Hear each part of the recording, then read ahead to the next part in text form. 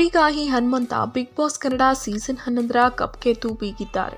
ಬರೋಬ್ಬರಿ 5 ಕೋಟಿ ವೋಟ್ ಪಡೆದು ಹನುಮಂತ ಅವರು ಬಿಗ್ ಬಾಸ್ ವಿನ್ನರ್ ಆಗಿ ಹೊರಹೊಮ್ಮಿದ್ದಾರೆ. ವೈಲ್ಡ್ ಕಾರ್ಡ್ ಮೂಲಕ ಬಿಗ್ ಬಾಸ್ ಮನೆಗೆ ಅರ್ಧಕ್ಕೆ ಎಂಟ್ರಿ ಕೊಟ್ಟ ಹನುಮಂತಣ್ಣ ಕೇವಲ ಜಗಳ ಗಲಾಟೆಗಳಲ್ಲೇ ಕೆಟ್ಟು ಹೋಗಿದ್ದ ದೊಡ್ಡ ಮನೆಯಲ್ಲಿ ನಗುವಿನ ಹೊಳೆ ಹರಿಸಿದ್ರು. ಅಷ್ಟೇ ಅಲ್ಲದೆ ತಮ್ಮ ಮುಗ್ಧತೆ ಸರಳತೆ ಜೊತೆಗೆ ತಾವು ತಾವಾಗೇ ಇದ್ದು ಜನಮನ ಗೆಲ್ಲುವುದರ ಜೊತೆಗೆ ಬಿಗ್ ಬಾಸ್ ಕಪ್ ಕೂಡ ಗೆದ್ದು ಬೀಗಿದ್ದಾರೆ. ಹಾಗಾದ್ರೆ ಕಪ್ ಗೆದ್ದು 50 ಲಕ್ಷ ಬಹುಮಾನ ಪಡೆದ ಹನುಮಂತ ಅವರಿಗೆ ಎಷ್ಟು ಹಣ ಸಿಗುತ್ತೆ?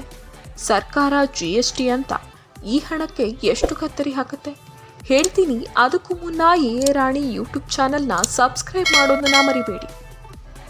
ಭಾರತದಲ್ಲಿ ಕೆಲವೊಂದು ರೀತಿಯ ಬಹುಮಾನ ಲಾಟ್ರಿಗಳನ್ನ ಗೆದ್ರೆ, ಜಾಕ್ಪಾಟ್ ಗೆದ್ರೆ ಒಂದಷ್ಟು ಮೊತ್ತವನ್ನ ತೆರಿಗೆಯಾಗಿ ಸರ್ಕಾರಕ್ಕೆ ಪಾವತಿಸಬೇಕು. ಹಾಗಾಗಿ ಹನುಮಂತ ಅವರು ಕೂಡ ತಾವು ಗೆದ್ದ ಹಣದಲ್ಲಿ ಇಂತಿಷ್ಟು ಮೊತ್ತ ಅಂತ ಸರ್ಕಾರಕ್ಕೆ ತೆರಿಗೆಯನ್ನ ಕಟ್ಟಲೇಬೇಕು.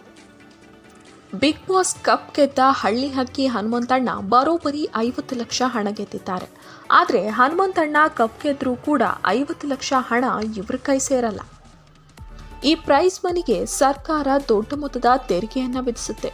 ಹೌದು, ಬಹುಮಾನ ಮೊತ್ತಗಳಿಗೆ ಸರ್ಕಾರ 30% ಟ್ಯಾಕ್ಸ್ ವಿಧಿಸುತ್ತೆ. ಬರುವ ಹಣದಲ್ಲಿ 30% ಹಣವನ್ನ ಸರ್ಕಾರಕ್ಕೆ ಕೊಡಬೇಕು. ಈ ತೆರಿಗೆ ಹನುಮಂತು ಕಟ್ಟಲ್ಲ, ಬದಲಾಗಿ ಆಯೋಜಕರೇ ಟ್ಯಾಕ್ಸ್ ಡಿಡಕ್ಟ್ ಮಾಡಿ ಉಳಿದ ಮೊತ್ತವನ್ನ ವಿನ್ನರ್ಗೆ ಕೊಡ್ತಾರೆ. ಹೀಗಾಗಿ 30% ಅಂದ್ರೆ 15 ಲಕ್ಷ GST ಕಟ್ಟಾಗಿ ಕೇವಲ 35 ಲಕ್ಷ ಮಾತ್ರ ಹನುಮಂತಣ್ಣನ ಕೈ ಸೇರಲಿದೆ. ಬಿಗ್ ಬಾಸ್ ಮನೆಯಲ್ಲಿ ಮಜಾ ಮಾಡಬೇಕೆಂದು ಬಂದು ಕಪ್ ಗೆದ್ದು ಬೀಗಿರುವ ಹನುಮಂತು ಅವರು ವೈಲ್ಡ್ ಕಾರ್ಡ್ ಮೂಲಕ ಎಂಟ್ರಿ ಕೊಟ್ಟು ಈ ಬಾರಿ ಬಿಗ್ ಬಾಸ್ ವಿನ್ನರ್ ಆಗಿ ಇತಿಹಾಸ ನಿರ್ಮಿಸಿದ್ದಾರೆ. ಇದುವರೆಗೂ ಯಾವ ಸೀಸನ್ನಲ್ಲೂ ವೈಲ್ಡ್ ಕಾರ್ಡ್ ಮೂಲಕ ಬಂದವರು ಗೆದ್ದಿರಲಿಲ್ಲ. ಇದೀಗ ಹನುಮಂತು ಗೆದ್ದು ದಾಖಲೆ ಬರೆದಿದ್ದಾರೆ.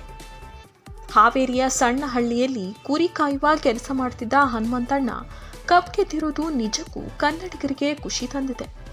ಇದೇ ರೀತಿಯ ಇನ್ನಷ್ಟು ಮಾಹಿತಿಗಳಿಗಾಗಿ ರಾಣಿ ಯೂಟ್ಯೂಬ್ ಚಾನೆಲ್ ಅನ್ನು ಸಬ್ಸ್ಕ್ರೈಬ್ ಮಾಡೋದನ್ನ ಮರಿಬೇಡಿ.